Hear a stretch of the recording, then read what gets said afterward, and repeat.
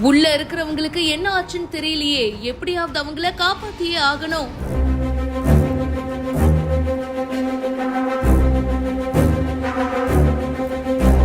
கொஞ்சம் கூட யோசிக்காம தண்ணியில் குதித்த நபர்.